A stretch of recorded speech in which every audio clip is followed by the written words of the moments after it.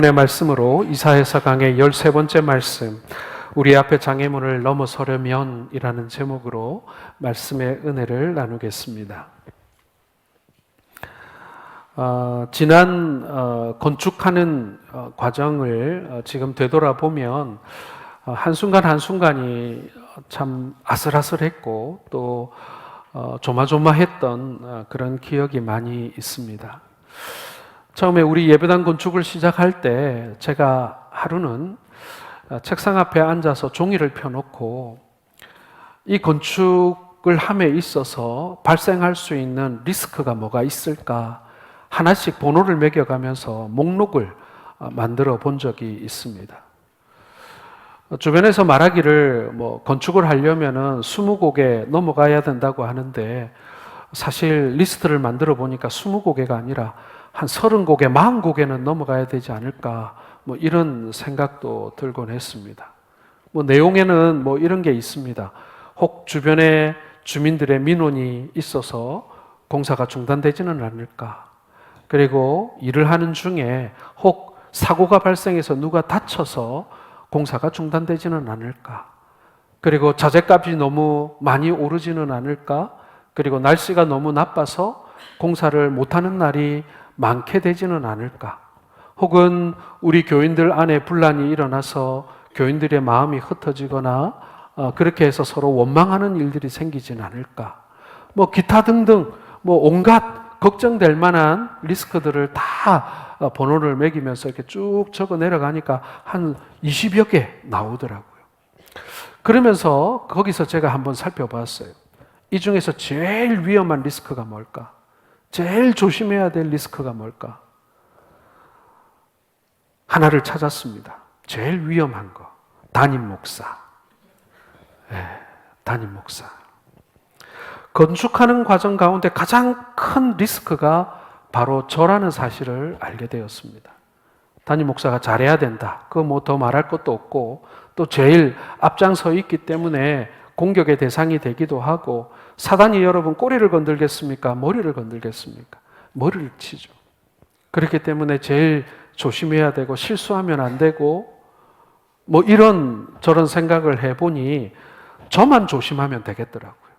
저만 잘하면 되겠다. 이런 생각을 해본 적이 있습니다. 우리가 인생길을 가면서 우리가 크고 작은 장애물들을 많이 만납니다. 이 장애물들 때문에 우리가 좌절하기도 하고 슬퍼하기도 하고 분노하기도 합니다.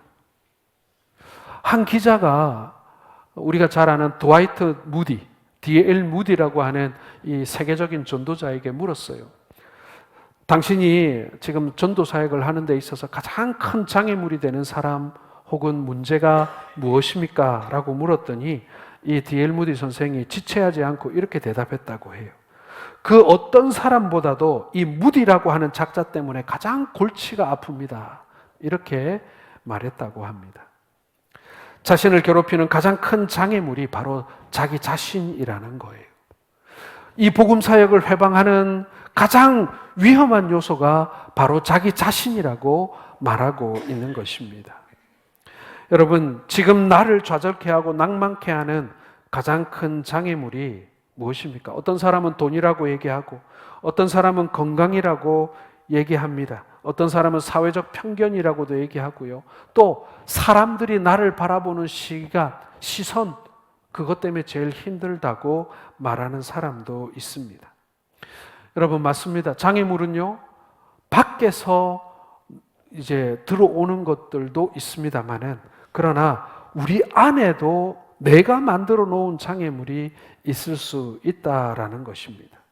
내 꿈과 내 목표와 내 소망과 내 미래, 내 소중한 것들을 좌절시키는 그 장애물이 밖에만 있을까요? 아니면 안에만 있겠습니까? 전에 있던 교회에 장애인 부서가 있었습니다. 주일마다 모이는 희망부라고 하는 장애인 부서가 있었는데 이 장애인 부서가 사실은 굉장히 힘듭니다. 장애인 친구 한 사람에게 선생님이 한 명 혹은 한 친구에게 두 명의 봉사자가 붙기도 합니다. 한 사람은 차를 태워 와야 되고, 한 사람은 밥을 먹여야 되고, 한 사람은 같이 예배를 드려야 되고, 뭐 이런 식으로 사실은 장애인 부서를 꾸려 나간다는 것이 굉장한 에너지를 필요로 합니다. 그리고 돈도 많이 들어요. 그리고 봉사자도 많이 필요해요. 공간도 많이 필요합니다. 모든 성도들이 그 사역을 귀하게 여기기도 했지만 때로는 교인들에게 불편함을 줌으로 인해서 교인들의 불평을 사기도 했습니다. 그리고 봉사자들도 오랫동안 봉사를 하다 보니까 지치는 거예요. 그래서 이 사역을 계속 해야 될지 말아야 될지 사실은 좀 힘들었어요. 주일뿐만 아니라 평일날은 또 주간보호센터를 했기 때문에 거의 매일 이 장애인 친구들을 교회가 이렇게 돌봐야만 했습니다. 그렇게 힘이 점점점 빠져가고 있을 즈음에 이 교사들과 이 봉사자들 그리고 이 장애인 친구들이 제주도에 캠프를 가게 되었어요. 그리고는 한라산 등반을 시작했습니다. 그런데 여러분, 이 장애인 친구들이요, 그렇게 막 이렇게 힘든 거, 어려운 거를 오래 지속하지 못합니다. 이 정신지체 장애, 발달 장애인 친구들이 그게 잘 안 돼요. 그래서 좀 힘들면 포기해버리고 이런 게 있어요. 여러분, 한라산 가보신 분들 있으실 텐데 만만치 않습니다. 끝이 없는 계단, 경험해 보셨을 텐데 끝이 없는 계단을 올라가야만 합니다. 이 장애인 친구들이 못 가겠다, 힘들겠다 주저앉습니다. 그런데도 선생님들과 봉사자들이 어째든지 둘씩 셋씩 매달려가지고 이 친구들을 끌고 정상까지 다녀오게 됩니다. 그런데 여러분, 저는 그런 부류입니다. 내려갈 산을 왜 그렇게 열심히 올라가나? 저는 그런 부류입니다. 그러니까 많은 분들이 공감하실 텐데, 그 산을, 내려갈 산을 뭔 듣고 그렇게 길을 쓰고 올라가는지 모르겠다라고 하지만, 여러분, 그 산을 한번 투덜거리면서라도 올라갔다 내려오면 어떻습니까? 마음에 이 뿌듯함이 생깁니다. 용기가 생깁니다. 그렇죠?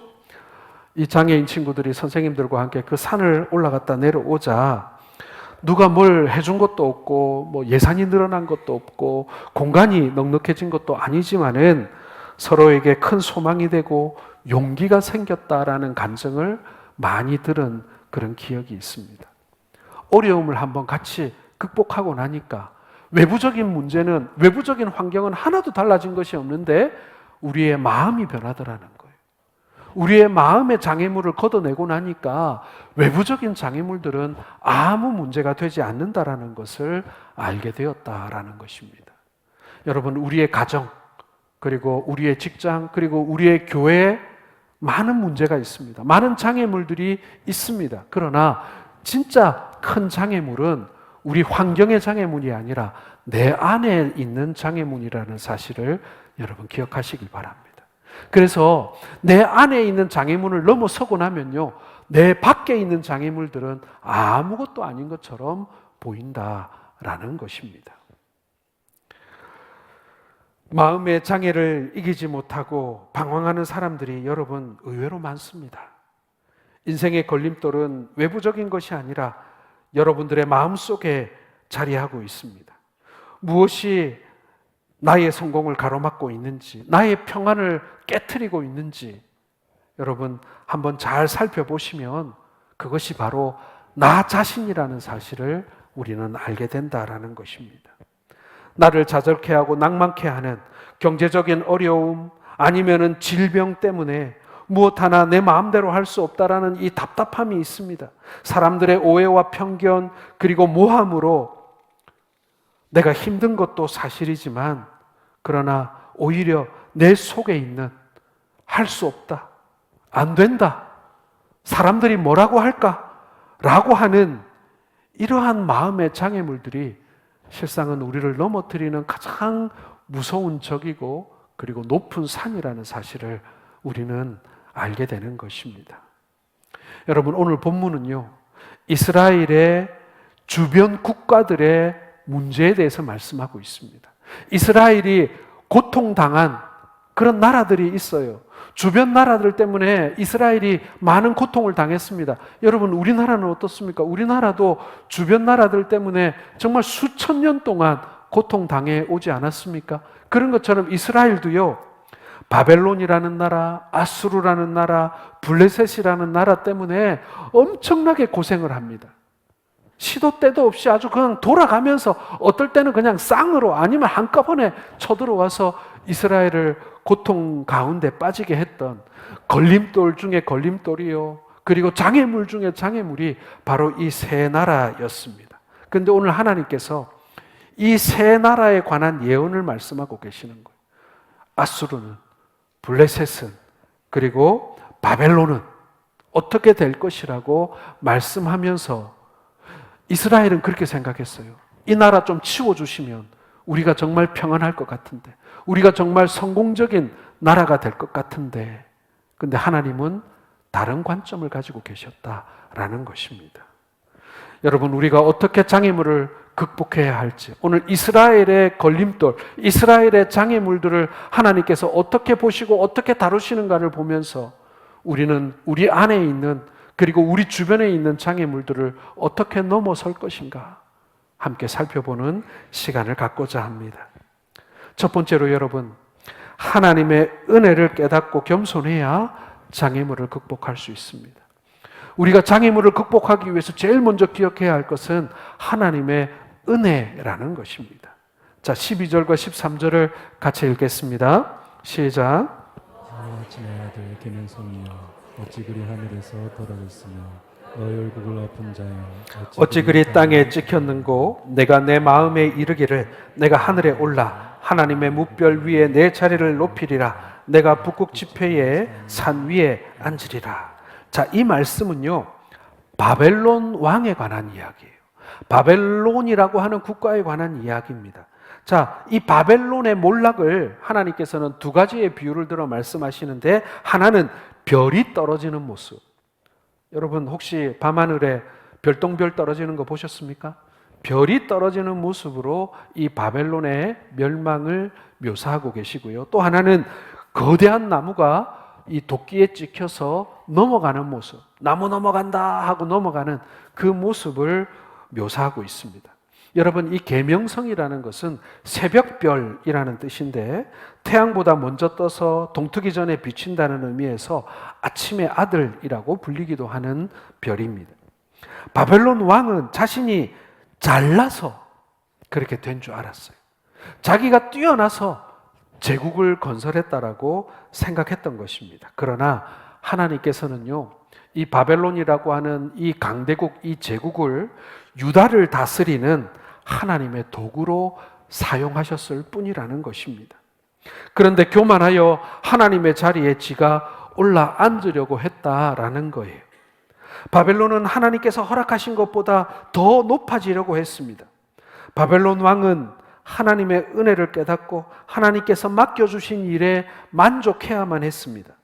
그런데 교만해져서 하나님의 자리를 탐내었다라는 것입니다. 사랑하는 성도 여러분, 사실은 우리도 우리에게 주어진 그 은혜를 깨닫지 못하는 순간 우리가 하나님 되려고 한다라는 거예요. 하나님의 자리에 내가 올라앉으려고 한다라는 것입니다. 모든 것이 하나님의 은혜였다라고 말은 하면서도 내 마음으로는 그래도 내가 아니면 안 됐지, 이렇게 생각하고 있는 거예요. 전에 서울에 있는 큰 대형 교회를 제가 방문했는데 제 마음이 굉장히 불편한 장면을 보았어요.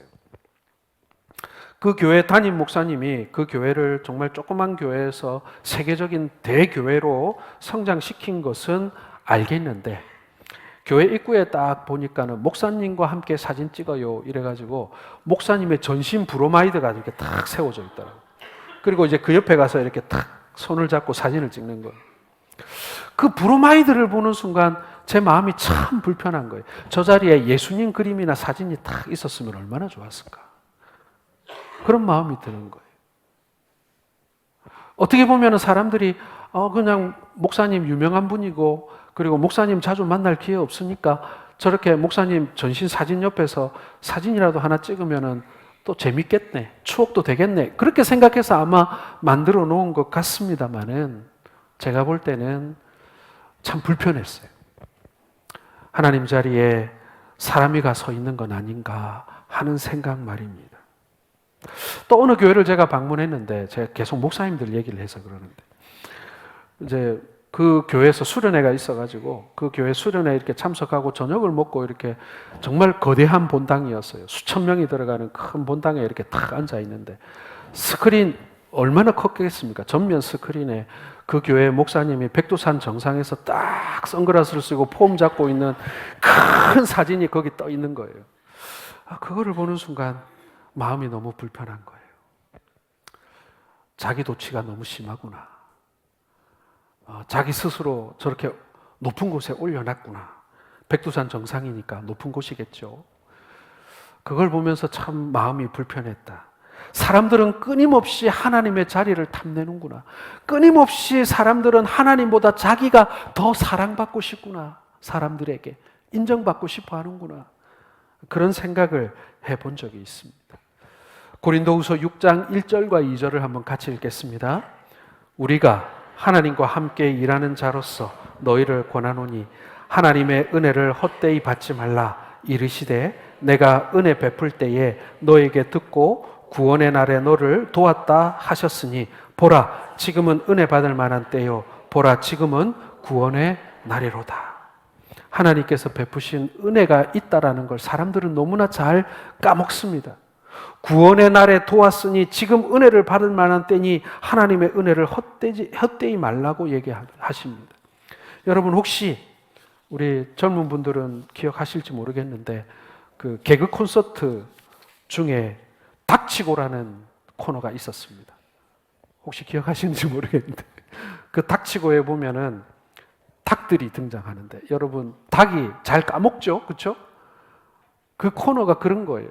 방금 자기들이 한 말을 금방금방 까먹는 그런 이야기로 꽁트를 이렇게 만들어 놨어요. 여러분 우리가 닥치고의 그 주인공들이 아닐까라는 생각을 해봅니다. 하나님의 은혜를 돌아서면 까먹고 돌아서면 까먹고 은혜를 받으면 좋고 감사하고 감격하는데 돌아서면 까먹고 돌아서면 까먹고 우리가 닥치고의 주인공들은 아닌가 하는 생각을 해봅니다. 우리는 장애물을 만나면 불평하거나 원망하기 쉽습니다. 지난날 우리를 구원하신 하나님의 은혜는 너무나 잘 까먹습니다. 출애굽하는 이스라엘 백성들이 그랬습니다. 그들이 홍해 바다를 건널 때 얼마나 극적이었습니까? 얼마나 드라마틱했습니까? 역사상 두 번 다시 보기 힘든 엄청난 기적이 일어났습니다. 그런데 홍해를 건너서 광야를 걷다 보니 너무나도 힘든 거예요. 낮에는 더웠고 밤에는 추웠습니다. 거기다가 먹는 것도 넉넉하지 않았고 그리고 물이 없는 거예요. 마실 물이 없는 게 가장 힘들었습니다.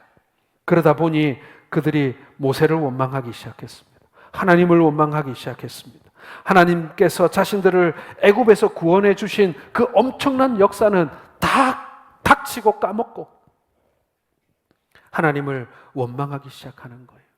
여러분 이게 우리의 인생의 모습이 아닌가 하는 생각을 하게 됩니다. 여러분 은혜는요 감사가 없으면 사라져 버립니다. 교만이 무엇이겠습니까? 자신들이 모든 것을 이루었다고 생각하는 것이 바로 교만입니다. 그러한 착각이 바로 교만인 것입니다. 하나님이 구원하시고 나에게 엄청난 사명을 맡기신 것을 잊어버려서는 안 되는 것입니다. 여러분 우리가 장애물을 극복하는 방법 다른 방법이 아닙니다. 하나님께서 내게 베푸신 은혜를 다시 기억해내는 것입니다. 그것을 잊어먹지 않는 것입니다. 그러면요 장애물을 넘어설 수가 있다라는 것입니다. 하나님께서 내게 지금까지 베풀어 주신 은혜의 높이를 생각하면 지금 내 앞을 가로막고 있는 이 장애물처럼 보이는 이 작은 산들은 아무것도 아닌 거예요. 넘어설 수 있는 자신감이 생기는 것입니다. 여러분 혹시 진격의 거인이라는 애니메이션을 보신 적이 있는지 모르겠습니다만 저는 정말 이해 안 되는 애니메이션 중에 하나인데 거기에 보면 큰 거인들이 나옵니다. 큰 거인들이 나오는데 높은 산도 그냥 한 걸음에 이렇게 넘어갑니다. 그걸 보면서 제가 느꼈어요. 야, 우리가 믿음의 거인이신 하나님 등에만 올라타고 있으면 저 높은 산도 한 걸음에 건너갈 수 있겠구나. 여러분 하나님의 은혜를 기억하시면요 정말 거인 같은 하나님의 은혜를 우리가 경험하게 되면 아무리 높아 보이는 산도 한 걸음에 건널 수 있는 줄 믿으시길 바랍니다. 두 번째로 여러분, 하나님의 능력을 깨닫고 인정하며 장애물을 극복하시기를 바랍니다. 24절과 25절을 읽겠습니다. 만군의 여호와께서 맹세하여 이르시되 내가 생각한 것이 반드시 되며 내가 경영한 것을 반드시 이루리라. 내가 아수르를 나의 땅에서 파하며 나의 산에서 그것을 짓밟으리니 그때에 그의 멍에가 이스라엘에게서 떠나고 그의 짐이 그들의 어깨에서 벗어질 것이라. 이 말씀은요, 아수르의 멸망에 관한 말씀입니다. 하나님께서는 생각하신 것이나 경영하신 것으로 반드시 이루신다고 말씀하는 거예요. 아수르 사람들은 나의 땅에서 파하며 발 아래 밟으시겠다고 말씀합니다. 여러분, 이 아수르의 멸망, 아시리아의 멸망은요, 온 세계를 향한 하나님의 경영이다 라고 말씀하십니다. 하나님이 하신 일을 자신이 한 것으로 착각하는 것이 바로 아수르적 사고방식입니다. 그때에 이스라엘의 멍에가 떠나고 짐이 어깨에서 벗겨질 것이다. 이 착각에서 벗어나면 그 모든 짐을 벗게 될 것이라고 말씀하십니다. 하나님이 경영하시는 것은 누구도 돌이킬 수 없다라고 말씀하십니다. 사랑하는 성도 여러분, 우리가 이 하나님의 능력을 깨달아야 합니다. 이 능력 많으신 하나님이 우리보다 앞서 행하시는 분이라는 사실을 우리는 기억해야 하는 것입니다. 시편 139편 13절 14절 같이 읽겠습니다. 주께서 내 내장을 지으시며 나의 모태에서 나를 만드셨나이다. 내가 주께 감사하옴은 나를 지으심이 심히 기묘하심이라. 주께서 하시는 일이 기이함을 내 영혼이 잘 아나이다. 다윗은 하나님께서 자신의 오장육부를 지으시고 어머니의 모태를 통해 만드셨다라고, 그 하나님이 나를 지으심이 기묘하다, 신묘막측하다 이렇게 고백하고 있습니다. 하나님의 능력을 깨닫고 인정하는 거예요. 여러분, 우리가 어떤 일을 해도 하나님의 능력을 깨닫고 인정하면 여러분, 우리 앞에 있는 장애물을 우리가 넘어서게 되는 줄 믿으시길 바랍니다. 여러분, 요셉이 형들에게 은 20에 팔려서 애굽으로 이렇게 떠나게 됩니다. 애굽에 팔려갔죠. 형들이 자신을 팔았을 때에는 형들에 대한 원망이 어떻게 없었겠습니까? 그런데 요셉은 형들을 원망하기보다는 자신의 인생을 주관하시는 하나님의 능력을 믿었습니다. 나중에 이 요셉이 애굽의 총리가 되고 가뭄에 애굽으로 내려온 형들을 만났을 때, 그리고 나중에 아버지가 돌아가시고 그 형들이 이 요셉이 혹시나 자신들에게 이 복수할까봐 두려워하고 있는 형들에게 뭐라고 고백합니까? 나를 애굽으로 판 자는 형들이 아니라 바로 하나님이라고 그렇게 고백하지 않습니까? 정말 위대한 신앙 고백입니다. 당신들이 나를 은 20에 애굽에 팔았지만 그러나 이 애굽에 나를 보낸 것은 형들이 아니라 바로 하나님이셨다. 하나님이 그 능력으로 나로 하여금 이 애굽에서 애굽의 총리가 되는 이 일까지 하나님께서 인도해 주셨다. 그게 하나님의 능력이고 하나님의 계획이고 하나님의 경영이었다. 이렇게 고백하고 있는 것입니다. 여러분, 우리의 능력이 부족하더라도 하나님이 행하시고 하나님이 일하시면 우리가 감당할 수 있는 힘을 얻게 되는 줄 믿으시길 바랍니다. 소위 말하는 믿음의 백이 생기는 거예요. 열왕기하 6장 14절 이하에 보게 되면 엘리사 선지자의 이야기가 나오게 됩니다. 이 엘리사 선지자가 활동할 당시에 이스라엘을 가장 위협했던 강대국은 바로 아람입니다. 처음에 바벨론 얘기를 했고 아수르 얘기를 했고 그리고 이 아람의 얘기가 나오는데 이 아람이 이스라엘을 정말 많이 괴롭혔어요. 그런데 이 아람 왕이 군대를 모아가지고 이스라엘을 쳐들어가기만 하면 아니 내가 가는 길을 어떻게 알고 이 이스라엘이 딱 매복해 있다가 이 아람 군대를 공격해서 물리치는 거예요. 아무리 많은 군대를 모으고 아무리 좋은 작전을 세워도 어떻게 내가 가는 길마다 길목마다 이 이스라엘이 딱 지키고 있다가 이 공격해서 이 번번이 공격을 좌절시키는 거예요. 물어봤어요. 도대체 이게 뭐냐? 우리 안에 간첩이 있는 것 아니냐라고 했더니 누가 이렇게 말합니다.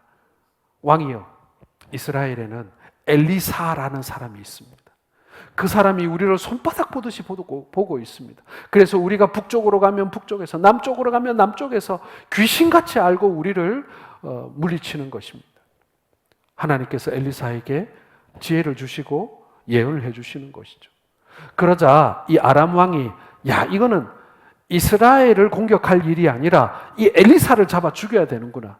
그렇게 해서 엘리사가 어디 있는지를 알아보니 도단이라고 하는 조그마한 성에 거주하고 있는 거예요.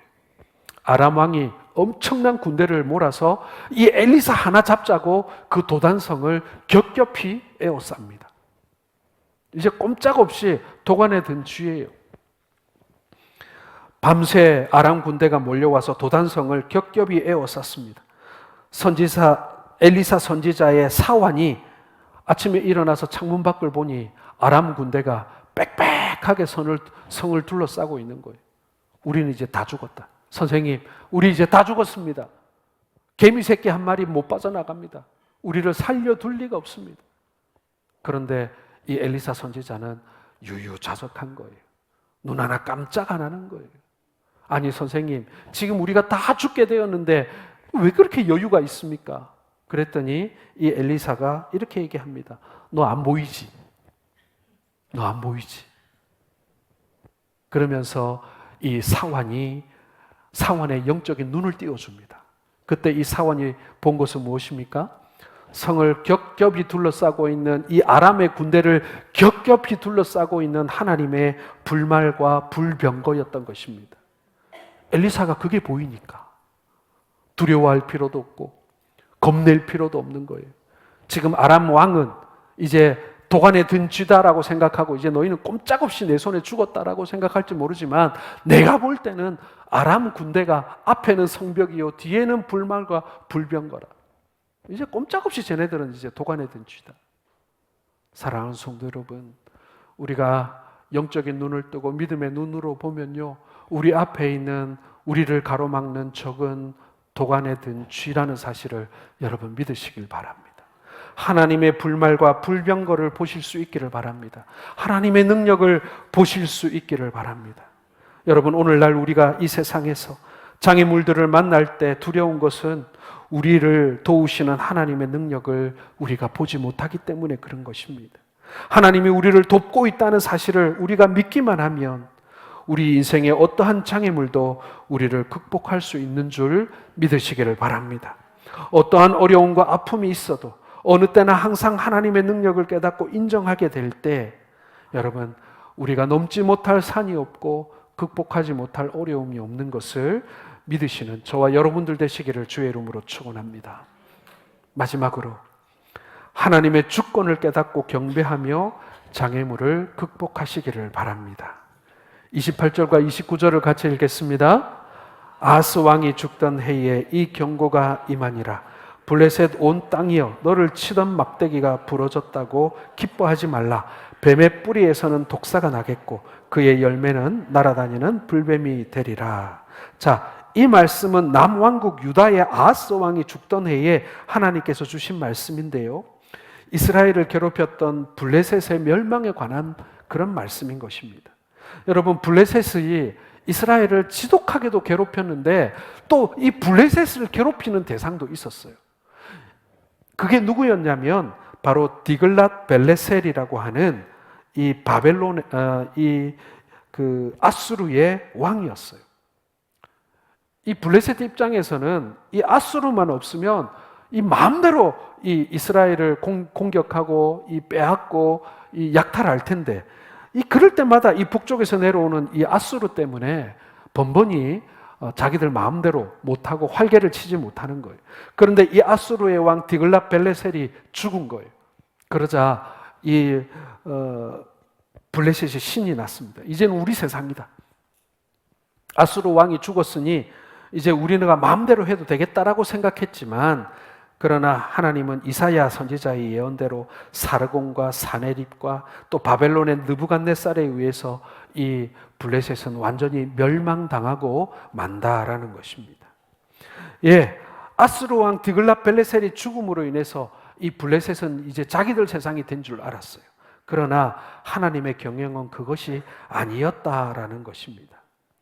사르곤이 일어나고 사네립이 일어나서 이 블레셋을 공격합니다. 이들이 죽으면은 자기들 또 세상이 될 줄 알았는데 나중에 보니 바벨론의 느부갓네살이 일어나서 자신들을 멸망시키고 말았다라는 것입니다. 여러분, 우리는 하나님을 먼저 생각하고 하나님의 주권을 깨닫고 살아야 합니다. 이 땅의 모든 것들을 옮기시고 고치시고 그 자리매김하시는 것이 바로 하나님의 주권이다라는 것이에요. 여러분, 요즘에 TV를 보게 되면요, 도전 프로그램들이 많이 나옵니다. 뭐 특전사였다, 뭐 아니면은 특수부대 출신이다, 뭐 해병대 출신이다, 뭐 경찰 특공대 출신이다, 막 이런 사람들이 나와가지고 몸이 울퉁불퉁한 사람들이 나와가지고 뭐 장애인 극복하고 뭐 도전하는 그런 프로그램들이 요즘에 뭐 방송사마다 막 다 나오는 것 같아요. 그런데 여러분, 이 사람들이 이 미션을 수행하는 것을 보면 굉장히 위험해 보여요. 뭐 절벽을 오르고 뭐 아니면은 뭐 헤엄쳐서 바다를 건너고 무인도에서 살아남고 막 이런 장면을 보면 야, 저거 사고 나면 어떡하나, 방송하다가 누구 다치면 어떡하나, 우리 이런 생각 많이 하게 됩니다. 그런데 여러분, 항상 자막이 나와요. 자막에 뭐라고 되어 있습니까?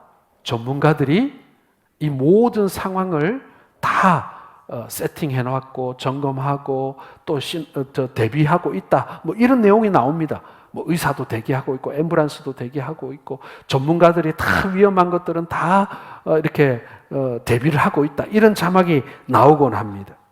사랑하는 성도 여러분, 우리 인생은요 생존 프로그램이 아니라 말 그대로 생존 그 자체 아닙니까?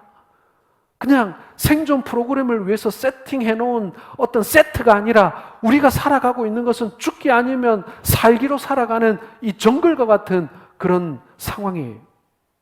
그런데 이 상황을요, 우리 하나님께서는 세팅해 놓으셨다는 거예요. 우리 하나님께서는 전문가로서 우리가 맞닥뜨릴 모든 상황들을 이미 알고 계신다라는 것입니다. 우리가 몇 개의 언덕을 넘어야 할지, 우리가 몇 개의 풍랑을 만나야 할지, 우리가 어떤 사나운 짐승을 만나게 될지 우리 하나님께서는 다 알고 계신다는 거예요. 그리고 그 문제를 해결할 방법들을 예비해 두고 계신다라는 것입니다.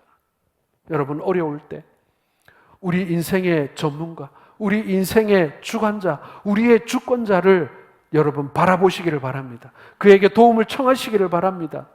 그냥 우리 하나님은 교회에 계시고 내가 살아야 할 현장은 교회 밖이고 그렇게 생각하지 마세요. 매 순간순간마다 우리 하나님께 도움을 청하시기를 바랍니다. 여러분, 다니엘이 총리와 방백들의 시기로 인해서 이 다니엘을 제거하기 위한 한 가지 법안이 만들어지게 됩니다. 30일 동안 왕 외에는 어떤 것에도 경배해서는 안 된다는 법이 통과되었습니다. 이 법을 어길 경우에 사자굴에 던져 넣는다라는 법인 거예요. 그럼에도 불구하고 다니엘은 예루살렘을 향해서 하나님께 하루 3번 창문을 열어놓고 기도를 했습니다. 그리고는 사자굴에 던져지게 됩니다. 다니엘의 이 모든 여정과 과정은 하나님의 주권 아래에 이루어지게 되었던 것입니다. 사랑하는 성도 여러분, 하나님이 모든 상황을 통제하고 계십니다. 하나님께서 모든 상황을 알고 계시고 하나님이 마련해 놓으신 우리 인생의 코스를 우리는 지금 달려가고 있는 것입니다. 그러므로 어려울 때, 힘들 때, 힌트가 필요할 때, 누군가의 도움이 필요할 때 여러분 다른 곳 쳐다보지 마시고 주권자이신 우리 주님을 바라보시는 우리 성도들 되시기를 주님의 이름으로 축원합니다. 이제 마지막으로 이 말씀 우리가 함께 읽고 말씀을 맺고자 합니다. 마가복음 9장 33절 같이 읽겠습니다. 예수께서 이르시되 할 수 있거든이 무슨 말이냐, 믿는 자에게는 능히 하지 못할 일이 없느니라. 아멘. 하나님의 은혜로, 하나님의 능력으로, 하나님의 주권으로 우리 삶을 가로막고 있는 크고 작은 장애물들을 이겨내시는 우리 모든 성도들 되시기를 주님의 이름으로 축원합니다.